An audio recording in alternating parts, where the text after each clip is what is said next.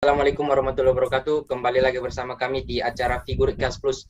Ya, kali ini kita akan mengundang salah satu alumni SMA Negeri 20 Panyabungan yang dulunya adalah berjabatan sebagai ketua OSIS di angkatan 11, yakni Alta gitu. Sebelumnya izinkan teman saya memperkenalkan dirinya terlebih dahulu. Kepada teman saya dipersilahkan. Ya, selamat malam teman-teman semuanya. Selamat malam Mas Saad.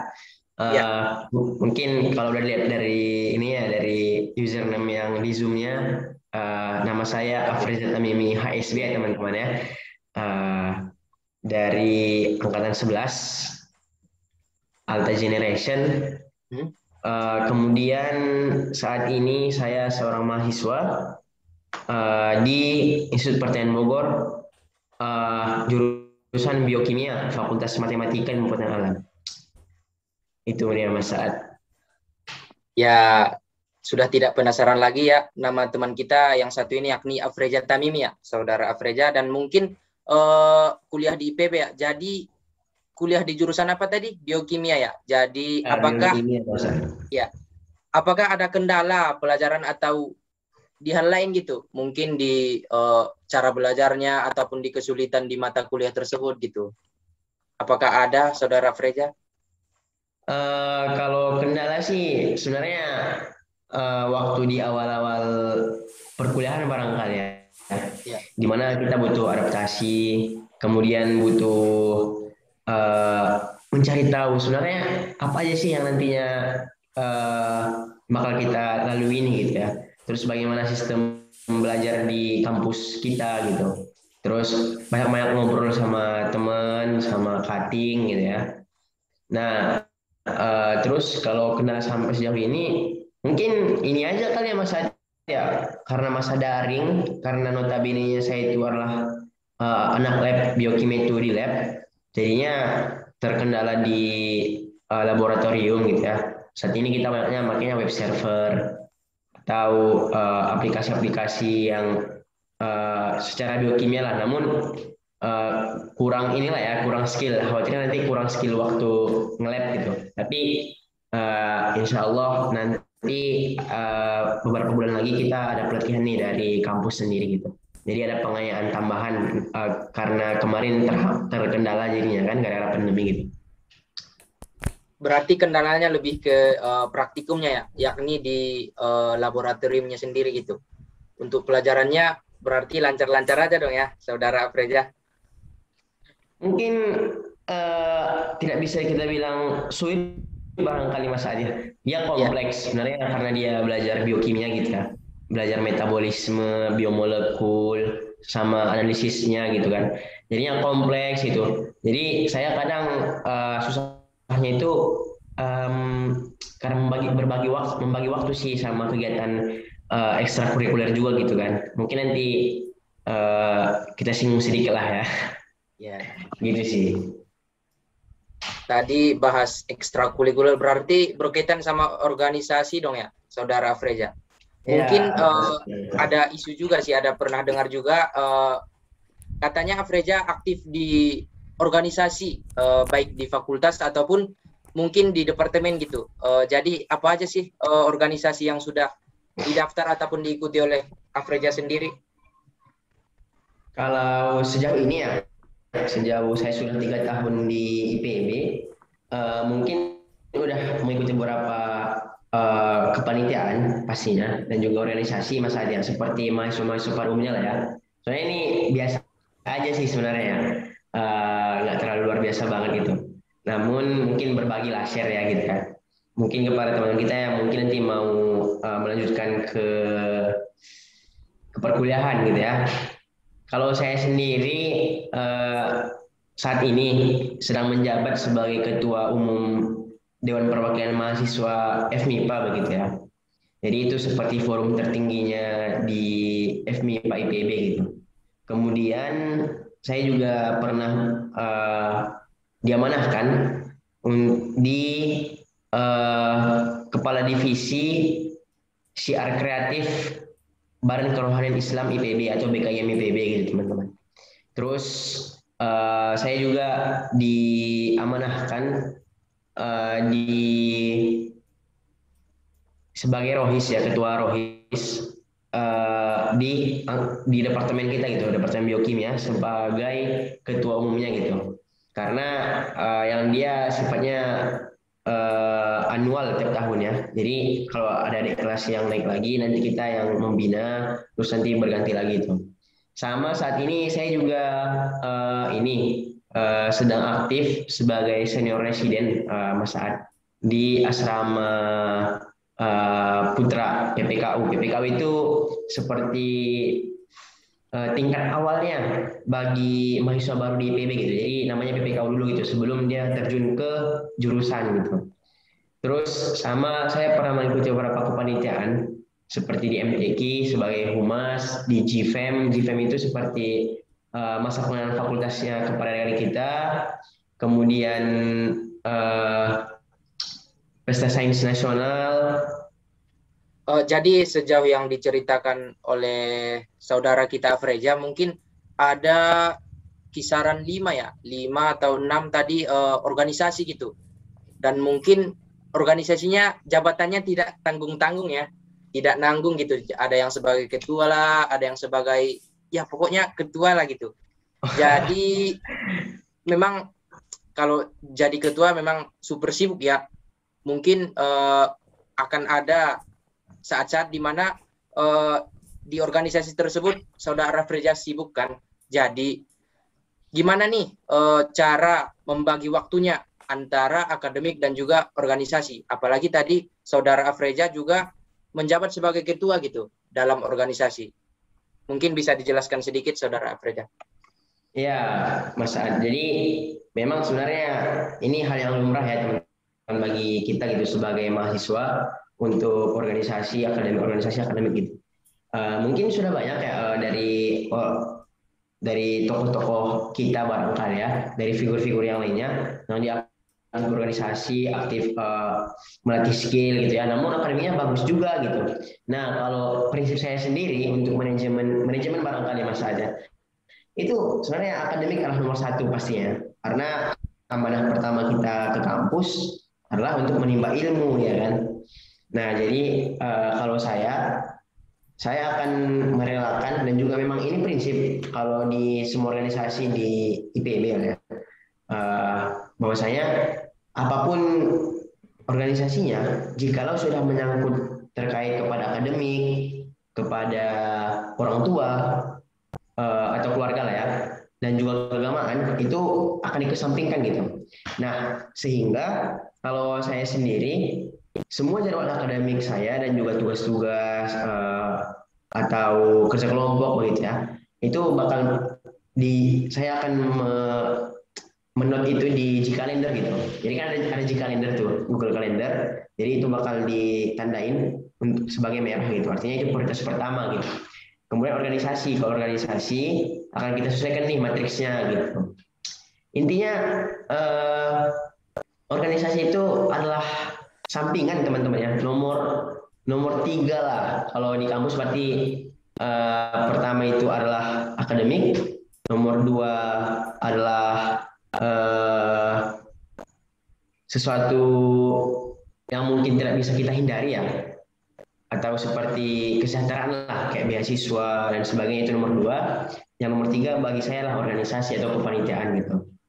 Intinya kalau udah berbentrokan dengan akademik ya udah, dan juga beasiswa karena kita yang kesejahteraan kita gitu ya, maka yang organisasinya dicoret dulu gitu, nanti mungkin bisa diganti. Atau strategi lainnya itu adalah meminta notulensi kepada teman-teman kita yang hadir. Tentunya rapat nih, ada mini rapat, tapi kita juga ada deadline gitu ya, deadline tugas. Ya udah, berarti kalau memang nggak bisa nyambi gitu ya, kayak daring kayak gini kan, kalau daring kan biasanya orang-orang pada nyambi ya, bisa 2 device. Nah, kalau nggak bisa harus betul-betul fokus, ya udah kita izin. Kalau kita sebagai ketuanya, izinlah ke teman-teman kita, terus cari penggantinya, kasih materi rapat apa aja gitu. Terus nanti kalau udah selesai, kalau kayak daring seperti ini kan ada di record tuh, bisa di record, ntar ditonton lagi. Nah, atau dilanjutin di WA group gitu. Atau paling gampangnya sih di reschedule sih ya, di reschedule schedule. Namun kalau udah karena mendadak banget, ya baiknya kita kita amanahkan ke teman kita yang lain gitu. Terus strategi lainnya itu lagi adalah mungkin membawa ini ya kayak keinternal di organisasi itu bisa dibawa di ilmu akademik kita gitu. Pokoknya seperti saya biokimia belajar metabolisme. Jadi ketika udah selesai rapat nih, karena ada sisi internalisasi namanya. Nah, jadi di situ kayak cerita bareng, nonton bareng itu kita bisa sambil mengerjain tugas atau nanya ke teman kita diskusi. Kemarin kami belajar gini-gini, menurut kalian gimana nih? Nah, itu artinya mengasimilasi lah gitu ya. Gitu sih Mas. Jadi harus ada yang diprioritasin gitu ya. Jadi misal tadi kata saudara Afreja, mungkin yang prioritas utama itu adalah akademik, apalagi kita di jenjang kuliah ini ya. Jadi mungkin yang kedua adalah beasiswa ataupun mungkin yang lain-lain, dan mungkin untuk organisasi di nomor 3 kan ya. Jadi si dia jadi nggak nomor 1 dong ya. Aduh. Ya, itu bagi saya ya, teman-teman. Ya mungkin itu juga bisa sebagai saran mungkin ataupun contoh yang baik ya. Mungkin saya juga di akademik saya nomor 1 kan ya. Untuk yang akademik saya nomor 1 kan, mungkin untuk organisasi ya bisa setelah akademik ataupun setelahnya lagi gitu. Jadi akademik tetap nomor 1 ya teman-teman. Nah kan tadi ada banyak organisasi nih. Jadi ceritain sedikit dong pengalaman terkait organisasi, dan mungkin yang paling disenangi ataupun mungkin yang kontribusinya pas gitu, yang kontribusinya besar, dan mungkin organisasinya jadi apa gitu, kontribusi Afreja di situ kayak full ataupun kayak mungkin Afreja puas berkontribusi dalam salah satu organisasi. Mungkin bisa dijelaskan. Ya, kalau saya sendiri Mas Saad ya, sebenarnya kan kalau udah mau dimisioner gitu ya, udah berakhir masa pengabdiannya, itu kadang mikir, aduh kurang maksimal gitu. Jadi susah merasa puas gitu. Memang lebih baik seperti itu teman-teman. Kita jangan merasa puas akan sesuatu yang kita dapat gitu. Artinya kita harus meningkat dan juga berkembang gitu. Nah, mungkin yang bisa saya sedikit ini ya, out of topic sedikit ya Mas Ada. Perbedaan antara meningkat dan juga berkembang. Jadi kita harus membedakan itu teman-teman. Kalau meningkat itu adalah kita punya satu skill, punya satu kemampuan atau yang kita unggulkan. Nah, kita mau meningkatkan kualitasnya atau mempolesnya menjadi sesuatu yang lebih baik gitu. Nah, itu meningkat. Pokoknya kayak public speaking. Oh ya udah, berarti saya mau meningkatin ya udah kepada organisasi yang mungkin kita anggap public speaking-nya itu memang dibutuhkan banget gitu ya. Kalau berkembang itu menambah skill kita gitu. Pokoknya kita punya skill A, B gitu. Namun kita kurang. Namun kita pengen nih, aku kayak mau deh skill kayak dia itu gitu, CD gitu. Nah, mungkin kita ke organisasi yang memang dia bisa memperbaharui skill kita gitu ya. Nah, itu berkembang. Nah, terkait dengan pertanyaan Mas Saad, kalau yang berkontribusi ya, kalau kontribusi dari saya sendiri itu saya pikir adalah DPM ini barangkali ya, Dewan Perwakilan Mahasiswa gitu. Soalnya kan di sini kita sebagai aspirator teman-teman, seperti DPR-nya mahasiswa gitu. Jadi memang kita tidak memiliki hak untuk eksekusi, namun kita memiliki hak untuk menunjuk gitu. Jadi umpamanya nih kita dengar dari representasi kita yang kita wakili, oh tolong dong itu BEM-nya dimintain buat bikin kegiatan mental health gitu ya. Nah, kita bilang ke BEM-nya, teman-teman, gimana kalau teman-teman BEM bikin kegiatan mental health gitu, atau bikin klub musik dong, nah itu bisa kita tunjuk gitu. Artinya kita sebagai jembatannya gitu ya. Nah, terus saya di sini juga memang bukan anak hukum ya, jauh dari hukum lah ya jurusannya. Namun harus mengerjakan hukum gitu teman-teman. Hierarki hukum itu seperti apa gitu, apalagi di kampus undang-undangnya seperti apa, ketetapannya seperti apa, surat TAP sama surat KPTS itu bedanya apa, pembentukan kepanitiaan seperti apa, pengambilan keputusan nih, apalagi yang paling krusial gitu ya. Soalnya kalau di DPM ya, Dewan Perwakilan Mahasiswa, kalau kita lagi pleno untuk memutuskan suatu kebijakan, itu bakal ada dinamika-dinamika nih dari fraksi-fraksi yang ada. Mungkin fraksi statistika ya, menurut mereka X, menurut fraksi biologi Y gitu. Nah, kita sebagai ketua seperti saya lah ya, itu harus pandai untuk memutuskannya gitu. Karena kalau udah apa ya, alot gitu ya, alot dinamikanya, ya udah kita lah yang memutuskan gitu. Jadi apalagi di DPM ini ya Mas Saad ya, itu kita memproduksi hukum. Jadi harus mengesahkan, memimpin sidang, terus memutuskan kalau ada sengketa gitu-gitu lah ya. Kalau ada pelanggaran, membagi-bagi anggaran gitu. Saya rasa itu. Namun tidak menutup kemungkinan juga kalau untuk kontribusi di tempat lainnya seperti BKIM yang seperti saya sebut tadi, sama senior resident yang saat ini saya aktif gitu ya. Karena mungkin karena belum selesai aja kali ya. Saya rasa udah lebih banyak kontribusinya yang tadi di DPM gitu. Soalnya kalau di BKIM itu kepada kerohanian gitu ya. Karena kalau mahasiswa ya, mungkin kalau dulu dia pesantren gitu. Namun kalau udah jadi mahasiswa, kadang hilang ilmunya. Nah, kadang di situlah peran daripada rohis gitu teman-teman. Makanya teman-teman yang memiliki jiwa-jiwa dai gitu ya, di sini bisa ke rohis gitu. Atau kalau mau mengabdi juga bisa ke adik kelas seperti saya ini ke senior resident begitu ya. Intinya gitu sih Mas Ad. Mungkin kalau yang paling kontributif di DPM tadi ya. Mungkin karena saya sebagai ketua aja kali ya. Iya, jadi dari penjelasan Mas Afreja tadi, mungkin kepada teman-teman ya yang mempunyai jiwa kepemimpinan, jangan stop sampai SMA saja gitu. Jangan cepat puas terhadap kontribusi kita terhadap suatu organisasi. Mungkin bisa dikembangkan seperti yang dibilang saudara dan mungkin juga bisa ditingkatkan gitu. Jadi itu sebagai penjelasan dari Mas Afreja. Mungkin perlu closing statement dari Mas Afreja selaku figur yang aktif di berbagai organisasi dan mungkin di organisasi tidak tanggung-tanggung gitu menjabat sebagai ketua loh. Ya, mungkin closing statement dari Afreja, silahkan. Ya, sedikit ya teman-teman.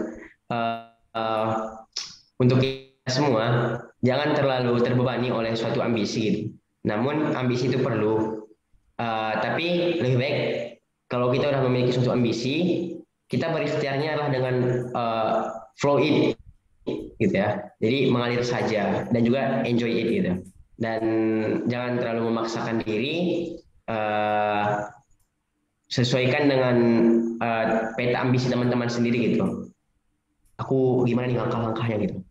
Gitu kali ya. Sama ini, kalau teman-teman bingung mau ngapain atau merasa sulit nih kalau memutuskan sesuatu, mengambil suatu keputusan, maka mungkin bisa belajarnya itu dari membaca sejarah ya.